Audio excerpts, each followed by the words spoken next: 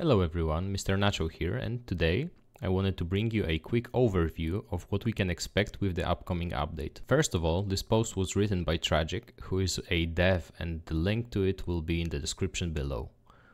The number one thing that the post focuses on is the armor changes. Basically, they feel like Leto MK2 is way too strong and there is not enough drawback, and they want to change that.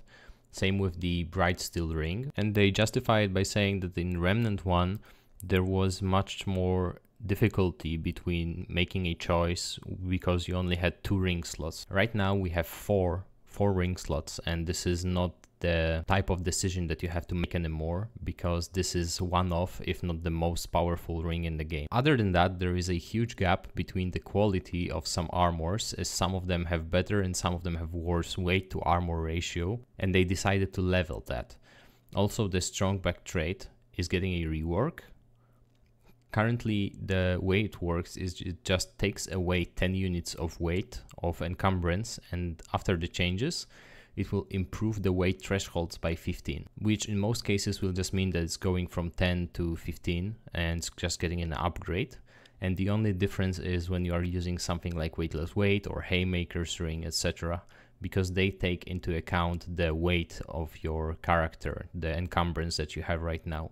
For most people it will just be a straight buff. If you're using this, then you'll be happy about it. The next thing is the survivability trinkets, and this is the thing that I am the most excited about right now, because right now there is some kind of a meta for the apocalypse difficulty that you should have the damage increase in the amulet slot, because the amulets provide like 25 or sometimes 30% increased damage, and this is huge, and there is no other slot that can do it for you. And some amulets are just way too good to pass up, so they are just trying to bump up and change some of the defensive trinkets and buff them so that they are more comparable in the power level with the offensive ones. And the one thing that I think that a lot of people have been waiting for is finally loadouts. They are coming.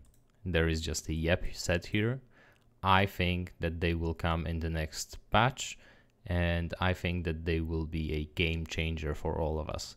They have been requested since Remnant 1, and they are extremely necessary for this game, and I think that it will be a blast to play with them. Next, there will be some miscellaneous changes, and there are a lot of mutators or rings or just interactions that don't work properly, like the Ferrin's Sigil, which allowed you to generate mod power for an active mod. An example of that would be Nightfall, and I'm just curious whether the same will apply to the Stone of Malevolence, as it works basically the same way as Ferrin's Sigil, just for the elemental damage, and it generates the mod power for active mods right now as well. Incredible unkillable tank on the Resonating Heart will not really work anymore, as the heart is going to work as it should have from the beginning, and it will no longer grant the double benefit from healing effectiveness. The next thing that is coming, they are just saying that they want to invite you to the Remnant the Game Discord server, which I invite you to as well. You can follow Tragic on Twitter, you can follow Gunfire Games or Remnant the Game on Twitter as well. There is going to be a lot of updates in the coming days, I hope.